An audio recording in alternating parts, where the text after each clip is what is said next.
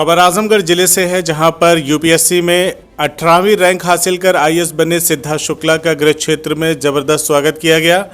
बता दें कि अतरौलिया थाना क्षेत्र के महादेवपुर गांव निवासी सिद्धार्थ शुक्ला पुत्र श्रीकांत शुक्ला ने यूपीएससी 2022 में 18वीं रैंक हासिल कर पूरे जिले का नाम रोशन किया है।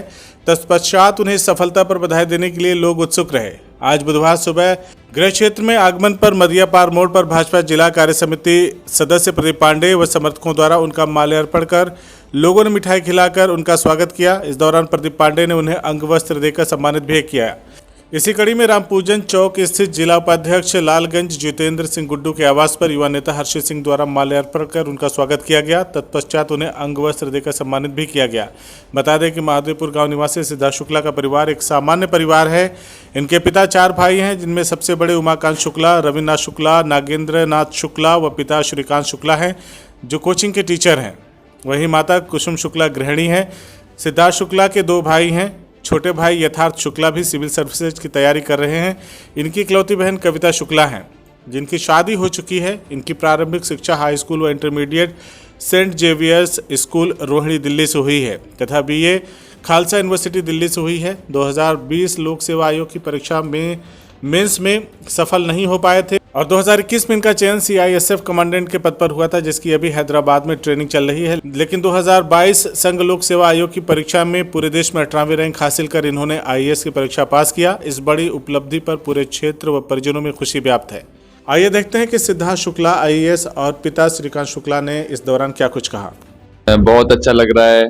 जहाँ हमारी जन्मभूमि है, जब वहाँ पे आपका स्वागत होता है, वहाँ पे लोग आपको एक रोल मॉडल की तरह देखते हैं और लगता है कि यहाँ के युवा भी शिक्षा की तरफ बढ़ेंगे तो बहुत अच्छा लगता है।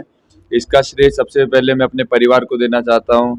मेरे पिताजी, हमें अभी भी एक जॉइंट परिवार में रहते हैं। मेरे पिताजी 4 भाई हैं और चारों भाई ने स्तंभ की तरह मेरी शिक्षा में हर जगह मेरी मदद की है। इसका श्रेय मैं अपने पिताजी को और माता जी को और उन सब परिवार के उन सब सदस्यों को देना चाहता हूं, जो हमेशा मेरे साथ खड़े रहे। परीक्षा तो बहुत कठिन है ही सर। 9 पेपर होते हैं, मेंस में फिर इंटरव्यू होता है, प्रीलिम्स भी होता है।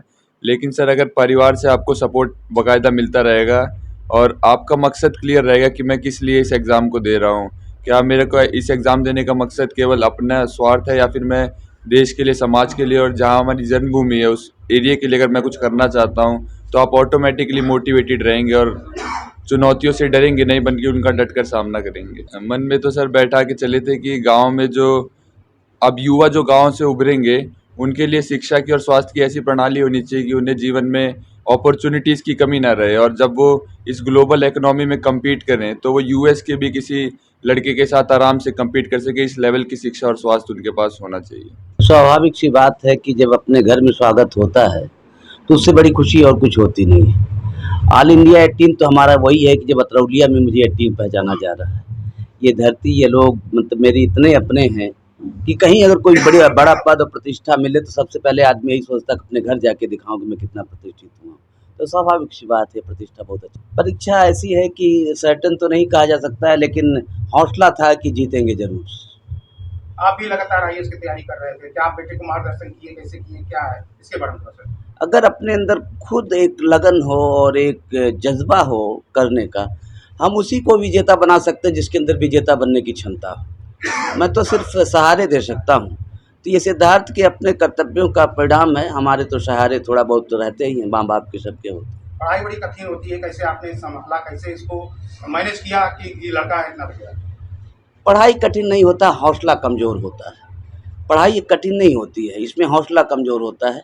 उसी कठिन पढ़ाई को अगर पास करके कोई आईएएस बन सकता है तो सभी लोग बन सकते हैं, सिर्फ हौसले की उड़ान चाहिए।